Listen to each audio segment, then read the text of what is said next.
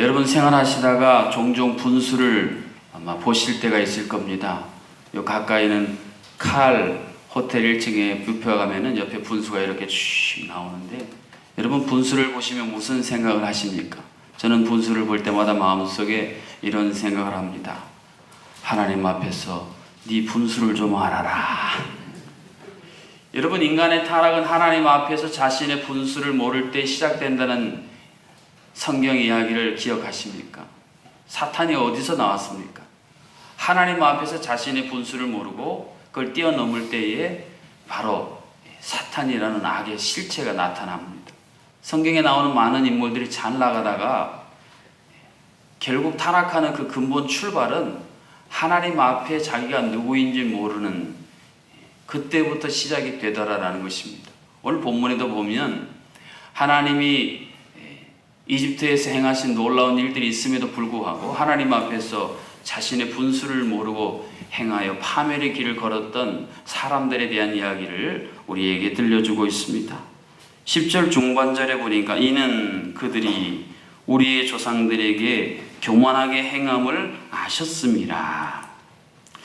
이집트 사람들이 오늘 본문에 보면 우리 조상들에게 교만하게 행했다. 재밌는 사실은 하나님의 백성들 앞에서 행한 교만은 곧 하나님 앞에 행한 교만과 같다라는 동급으로 하나님이 취급하신다는 사실을 주목해 볼 필요가 있습니다. 사실 그 당시 이집트는 자랑할 만했습니다. 지금의 미국처럼 그 당시 이집트는 고대 근동에 패권을 쥐고 그 당시 그 지역을 쥐락펴락했던 대단한 실세가 이집트였습니다. 지금도 불가사의 중에 하나는 피라밋을 비롯해서 천문학 여러 학문에 첨단을 달리는 나라가 이집트였습니다. 나일강의 풍요에서 얼마나 비옥한 양식이 있었습니까? 그래서 팔레스타인에 기근이 있으면 야곱이 이집트 가서 양식 사오러 보낼 정도로 풍요를 자랑했던 민족이 나라가 이집트였습니다. 그러나 그들이 하나님 앞에서 교만하게 행해서는 안 되었다는 것이죠.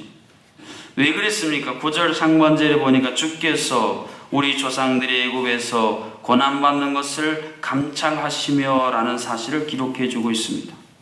하나님께서 하나님의 백성들이 어떻게 누구에게 어떤 대우를 받는지를 지켜보고 계신다, 감찰하신다라는 이유 때문입니다. 요즘 뉴스에 보면 이 감찰에 대한 이야기들이 종종 나옵니다. 연말연시를 맞이해서 여러 기관들이 감찰하게 되죠. 그러다 보니까 그 이전에는 나타나지 않았던 일들이 크게 나타나서 그로 말미암아 징계를 받게 되는 일들을 종종 매스컴이 보도합니다. 여러분, 하나님은 무엇을 감찰하시는가? 하나님은 하나님의 사람들에 대해 굉장히 관심을 갖고 계세요. 그런 의미에서 보면 여기 앉은 우리 모두도 하나님의 특별한 관심의 대상이라는 사실을 믿으시기를 축복합니다. 여러분, 누구에게 관심을 갖고 계십니까? 운동회나 체육대회가 있어서 아이들 학교에서 여러분 가실 때에 그 많은 아이들 중에 누가 여러분의 주목의 대상이고 관심의 대상이십니까? 당연히 여러분의 자녀들이지요. 신기하게도 그 많은 아이들 가운데 우리의 자녀들은 우리의 눈에 탁 띄게 되고 그 아이들이 뭘 하는지 또 뛰다가 갑자기 걸려서 넘어지게 되면 그냥 있지 않고 가서 넘어진 자녀를 일으켜 세우고 우는 아이를 달래주는 부모님처럼 하나님은 하나님의 자녀들에게 특별한 관심을 갖고 계십니다. 자녀들이 부모님이 나한테 관심을 갖고 있는지 없는지 알건 모르건 간에 똑같은 이치로 하나님은 우리가 하나님이 우리를 향해서 관심을 갖는지 못 갖는지 우리가 잘 인식 못해도 하나님은 관심을 갖고 계세요. 근데 오늘 본문의 맥락에서 보면 하나님이 관심을 갖고 감찰하시는 내용이 뭐냐면 하나님의 백성들이 누구 때문에 고난을 받는가? 누구 때문에 홀대당하는가? 누구 때문에 눈물 흘리는가? 이것을 하나님이 주목하고 계시다는 것입니다. 그런 의미에서 이집트 사람들은 하나님의 백성들을 향해서 함부로 행함으로 말미암아 곧 하나님 앞에 교만한 죄를 범한 것이다 라는 말씀이죠. 이어지는 9절 하반절에 보면 홍해에서 그들의 부르짖음을 들으셨다라고 말씀하고 있습니다. 하나님께서 그렇게 깨닫게 하셨는데도 정신을 못 차리고 그냥 놓아 보냈으면 고이 가게 했으면 좋을 뻔했는데 또다시 마음이 강팍하고 완악해졌어요. 쫓아와가지고 이집트에 있는 엄청난 병거들을 다 동원해가지고 쫓아오니까 하나님이 하나님의 백성들의 부르짖음을 들으시고 그들의 교만에 대해서 심판을, 채찍을 들으셨다. 그래서 그들을 깊은 물에 던지시고 하나님이 치셨다. 그런 내용이 10절과 11절에 이어져서 기록이 되어져 있습니다. 여러분, 믿음이 없으면 사람은 교만해지게 되어 있습니다. 우리가 믿음이 있다는 것은 하나님 앞에서 겸손한다. 이것이 믿음이 갖고 있는 굉장히 중요한 의미예요. 그런데 안타깝게도 오늘 한국 교회에 이 중요한 겸손이 믿음과 연관된다는 사실을 너무 많이 잊고 살아갑니다. 우리의 신앙의 경륜이 점점 깊어지면 깊어질수록 하나님 앞에 겸손하면 참 좋을 텐데, 사울이 처음에 하나님이 그를 택했을 때에 행구 사이에 숨어서 나 같은 자가 어떻게 이 많은 백성을 다스리겠습니까? 그렇게 겸손했으면 좋을 뻔했는데 권력을 자리에 앉게 되고 그 자리가 주어지면 이상하게 자기의 분수를 모르고요, 교만하여서 결국에는 하나님이 금하신 것까지 손을 뻗어서 행함으로 말미암아 스스로 몰락의 길을 자초한 것처럼, 제가 말씀드리지 않았습니까? 구약 성경과 신약 성경의 역사와 인물들은 그 당시에 그분들의 이야기를 하나님 왜 우리에게 전해주시겠습니까? 너희들도 너희 시대도 똑같다, 그런 말씀이에요. 오늘 우리가요, 아차하는 순간에 그들의 똑같은 모습을요 반복하고 있다는 사실을 발견할 때마다 말씀을 묵상하면서 깜짝깜짝 놀랍니다. 성경에 나오는 동떨어진 저 옛날 박물관의 이야기가 아니라 우리가 이집트 사람처럼 행할 수 있기도 하고 또는 반대로 행할 수 있기도 한다라는 말씀입니다. 사랑하는 성도 여러분, 믿음이 없어 교만하면 나타나는 무서운 현상은 내가 하나님의 자리에 앉는 것입니다. 여러분, 그런 생각 한번 해보셨어요? 내가 하나님의 자리에 앉는다. 하나님의 자리에 앉아서 뭐 하시겠습니까? 하나님이 하실 일을 내가 자꾸 하는 거예요. 성경에서 하나님이 제일 견디지 못하는 한 가지 일이 있는데 사람이 하나님의 영광을 가로채는 것입니다. 하나님은 분명히 선언하셨어요. 나는 내 영광을 다른 존재와 나누지 않는다. 그런데 하나님의 영광을 가로채면요 큰일 나는 겁니다. 그런데 우리도 모르는 사이에 자꾸 우리가 하나님 자리에 앉아서 하나님의 행세를 하고 싶은 유혹과 충동이요 계속 우리를 손짓합니다. 여러분이 그 손짓을 뿌리치셔야 돼요.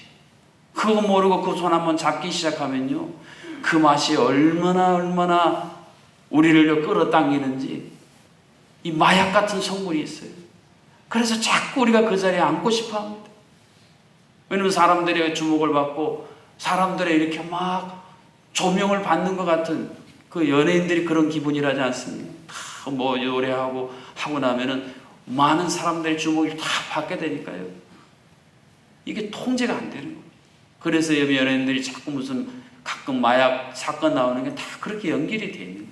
근데 영적으로도 똑같습니다. 사탄은 자신이 하나님 자리에 앉아서 타락했기 때문에 하나님의 사람들을 똑같은 방식으로 무너뜨리려고 하는 것이에요. 그래서 여러분이 이제 올해가 가기 전에 우리가 반드시 내 자신을 돌아봐야 할 중요한 주제는 올 한 해 내가 하나님 자리에 앉아서 하나님 행세한 건 없는가, 그것을 우리가 한번 곰곰이 돌아보고 회개해야 합니다. 먼저는 내 자신 안에서 말입니다. 우리가 하나님을 왕이라고 말해놓고 내가 왕 돼서 살 때가 많지 않습니까? 하나님이 왕이시면 그 하나님의 통치의 권세에 굴복하고 그 하나님의 통치 인도의 때에 살아야 되는데 우리 그렇게 안 삽니다. 성질 나는 대로 성질 다 내고요, 세상의 죄가 유혹해 오면 그냥 다 빠져버리고요, 또 하나님의 마음이 있는 곳에 마음 없고요, 하나님이 있으라는 곳에 없고요. 이게 다 내가 하나님이 행세하는 게 아니고 뭐겠습니까? 가정은 어떻습니까? 가정 안에 하나님 우리 가정을 만드시고 하나님 우리 가정을 다스려야 되는데, 어떤 가정은 아버지가 하나님 행세라고요. 어떤 가정은 아내들이 하나님 행세라고, 또 어떤 가정은 자녀들이 하나님 행세를 해요. 하나님께서 그 가정을 아름답고 영광스럽게 통치하고 싶으신데 다 제각각 왕노릇을 하기 때문에 하나님이 그래 한번 니네 왕노릇 해봐라. 니네가 왕 될 때 어떻더니. 하나님은 우리 스스로가 깨닫고 돌아올 때까지 때로는 묵묵히 인내하며 기다리실 때가 있어요. 사랑하는 성도 여러분, 회개가 무엇입니까? 한번 따라서 회개는 정권 교체다. 회개는요, 하나님의 자리를 하나님께 다시 돌려드리는 거예요. 이게 성경이 말하는 진짜 회개입니다. 내가, 우리 가정이, 또는 교회도 마찬가지입니다. 오늘 교회가 왜 이렇게 시끌시끌하고 한번 분쟁이 붙으면요 한도 끝도 없습니까? 하나님이 교회의 왕이라는 사실이 인정된다면 그럴 수가 없는 거예요. 사랑하는 성도 여러분, 성경은 하나님이 축복하는 가장 소중한 자질 중에 하나를 겸손이라고 얘기합니다. 그래서 잠언에 보면 겸손은 존귀의 앞잡이다. 하나님이 겸손한 자는 반드시 하나님의 손으로 높여주신다 말씀하세요. 여러분 스스로가 여러분을 높이면 결국 떨어집니다. 얼마나 불안한 높임입니까? 얼마나 일시적인 높임입니까? 그러나 하나님 앞에 겸손하면 하나님이 여러분을 들어서 높여주시면 가장 안전하고 가장 영광스럽고 정오의 태양처럼 가장 빛나는 아름답고 영광스러운 삶을 하나님이 우리에게 허락해 주실 것입니다. 예수님이 높고 높은 보좌를 버리고 낮고 천한 마구간에 오셨다고 우리가 성탄절에 고백했습니다. 예수님이요 예루살렘에 입성하실 때 백마를 타고 장군의 옷을 입고 번쩍번쩍 입성하지 않으셨습니다. 나귀 새끼를 타시고 초라하고 연약하게. 그런 것이 다 뭡니까? 제자들의 발을요 다 손수 씻기시고 너희들 이렇게 살거라. 겸손해 너희들 산다. 많은 신앙의 외인들이 신앙의 덕목을 얘기할 때 첫째도 겸손이고 둘째도 겸손이고 셋째도 겸손이다. 왜 그분들이 그런 이야기를 했겠습니까? 우리는 늘 특별히 신앙의 깊은 연륜과 기도의 깊이가 있고 말씀을 많이 묵상하고 사역을 많이 하는 분들일수록 교만이라는 적이 늘 우리 앞에 있기 때문에 우리가 한순간도 겸손을 잃지 말고 한순간도 겸손을 놓지 말고 겸손을 벗삼아서 겸손을 늘 우리의 우편 좌편 앞뒤에 세워서 살아야 실족하지 않고 하나님께 끝까지 쓰임받는, 하나님 나라 앞에 가서도 끝까지 잘했다 착하고 충성된 종아 칭찬을 받는 것입니다. 여기 서 있는 저로부터 여기 앉아있는 모든 우리 새벽의 성도님들 하나님 앞에 겸손을 잃지 않냐므로 하나님의 것을 하나님께 돌려드리고 그래서 하나님이 통치하시도록 내어 맡김으로 말미암아 하나님이 이루시는 하나님의 큰 역사를 경험하실 수 있기를 주님의 이름으로 축복합니다. 이 시간 주신 말씀을 가지고 함께 기도하겠습니다. 하나님 앞에서 내가 누구인지를 깨닫고 알게 하시고 우리가 하나님의 왕되심을 통치를 거부하고 내 마음의 나라를 내가 다스리려 하는, 내 가정을 내가 다스리려 하는, 교회를 내가 다스리려 하는 이런 어리석은 교만의 죄를 회개하고 온전히 하나님만 왕이십니다. 오늘 말씀처럼 하나님만 영광과 명예를 받으시기 합당하신 분입니다. 이 겸손을 놓지 아니하여 하나님이 높여주시는, 하나님이 인정해 주시는 진정한 하나님의 일꾼들 되도록 기도하시고 오늘 구역 담당자 세미나를 통해서 우리 구역 담당자들이 다시 한번 마음의 깨달음을 얻고 2019년도에 우리 구역이 건강하게 성장하는 밑거름이 되도록 기도하시고 또 연말연시를 맞이하여 질병으로 경제적인 문제로 관계 어려움으로 하나님 앞에 기도하는 모든 심령들마다 하나님 감찰하시고 이스라엘 백성들의 고난을 들으시고 홍해 가운데 지름길을 예비하신 하나님께서 긍휼을 베푸셔서 치료하시고 회복하시고 이 제주 땅 이 나라의 민족 저 북녘 동포들 열방 이르기까지 하나님의 충만한 은혜 회복을 체험할 수 있도록 도와주옵소서. 우리란 기도 제목으로 함께 기도하시겠습니다. 홀로 영광을 받으시기 합당하신 하나님, 그러나 죄가 우리의 심령의 마음의 문을 두드리며 타락한 사탄처럼 하나님 앞에 분수를 모르는 인생이 되도록 충동질할 때가 많이 있습니다. 그런데 어리석게도 우리는 그러한 소리에 귀를 기울이고 우리에게 말씀하시는 하나님의 말씀에는 귀를 다듬으로 말미암아 스스로 교만한 자리에 앉고 오만한 자리에 앉고 악한 길에 설 때가 너무나 많이 있습니다. 주여 우리를 긍휼히 여겨 주시옵소서. 왜 우리 신앙의 선진들이 첫째도 겸손이고 둘째도 겸손이고 셋째도 겸손해야 된다고 뼈아픈 고백을 했는지를 깊이 묵상하게 도와주셔서 하나님 전능하신 하나님 앞에서 참으로 아무것도 아닌 우리의 약함을 깨닫게 하여 주셔서 우리가 하나님 자리에 앉아서 하나님의 행세하는 이 교만한 죄악을 속히 끊어버리게 도와주시옵소서. 우리가 만든 말로 우리가 만든 생각으로 너무나 많은 것들을 많은 사람들을 판단하고 아버지 하나님 아버지 그렇게 우리가 생각하며 살고 있습니다. 판단하실 분은 오로지 하나님 한 분이시오니 주여 우리가 하나님의 것을 하나님께 소속히 돌려드리게 도와주시옵소서. 그래서 우리 마음이 다시 하나님 나라를 회복하게 하시고 우리 가정이 다시 하나님 나라를 경험하게 하시고 우리 교회가 하나님 나라가 되게 하여 주시옵소서. 한국교회가 소속히 하나님 나라의 영광을 생명을 회복하게 도와주시옵소서.